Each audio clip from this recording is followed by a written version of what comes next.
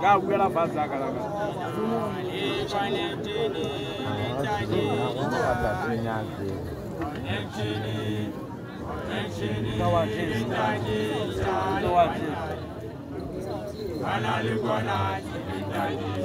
one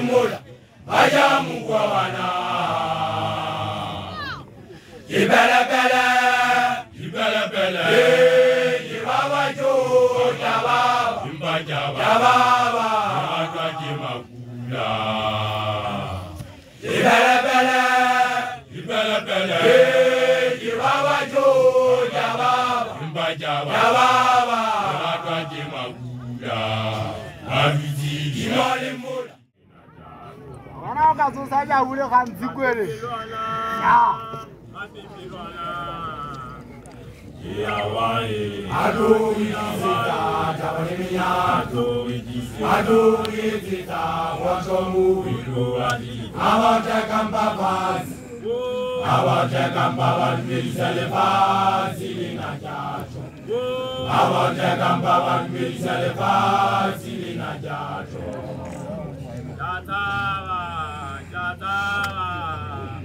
Jataba o watana le musiku. Jataba o wakibuni. Etana entaba entimata. Mabipilwana.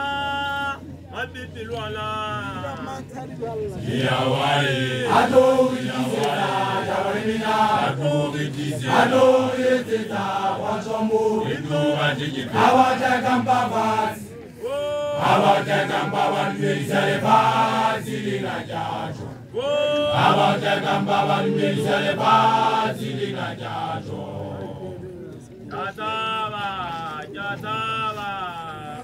Jataba o batana le musiku.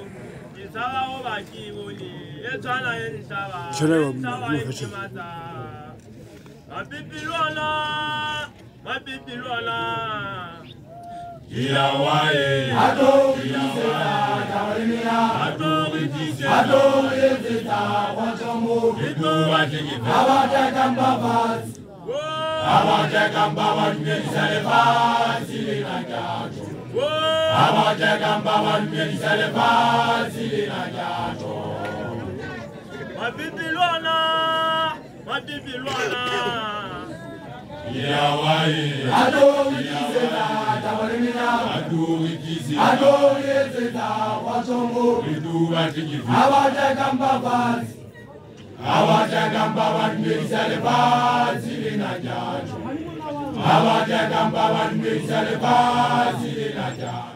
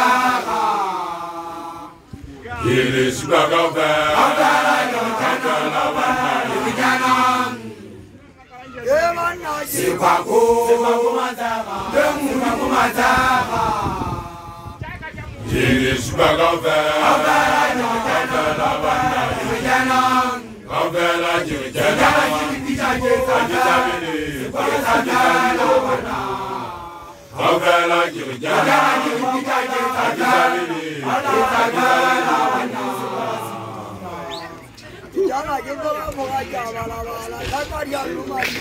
Yemeka kubole mwana kamuna. Akibone size akibone la yeke ka ukalama tsaka. Ka ukalama tsaka. Yeba naji. Sikwaku mataka. Kemu mataka. Yele subaga fe.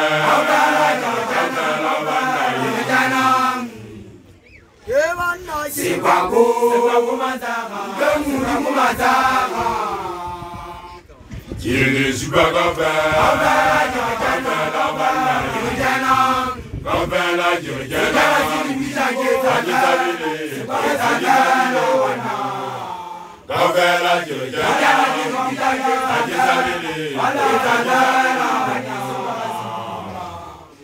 Kijana yuponga mmoja wala kaka ya lumani. Yemeka kubole mwana kamuna. Akibone size akibone la yeke ka ukalama tsaka. Ka ukalama tsaka. Yeba naji. Sikwaku mataka. Kemu mataka. Yele subaga fe.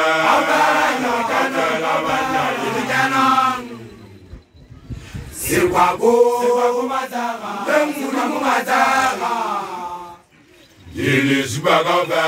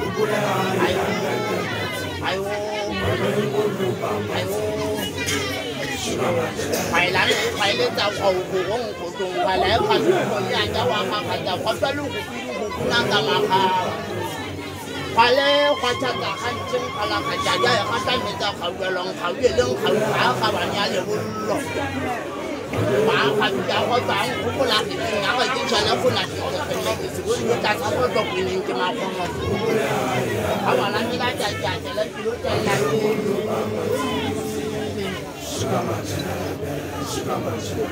ai hô nè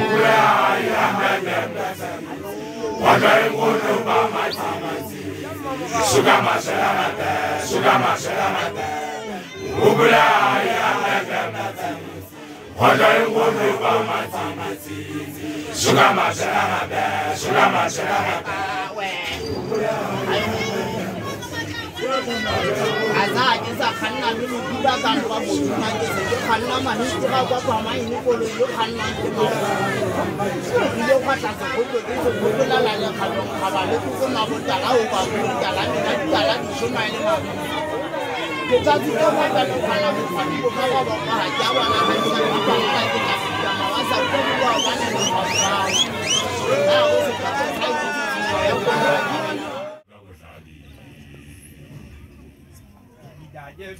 Kijana jisasala na judanya ku. Ajabate khantemuna. Kijana jisasala na judanya ku. Nisibuya kandamani. Siwa pasizaka. Pasizaka masaba. Kijana jisasala na judanya ku. Ajabate khantemuna. Kijana jisasala na judanya ku. Nisibuya kandamani. Siwa pasizaka. Pasizaka masaba. Kijana jisasala na judanya ku. Kijana jisasala na judanya ku. Siwa pasizaka.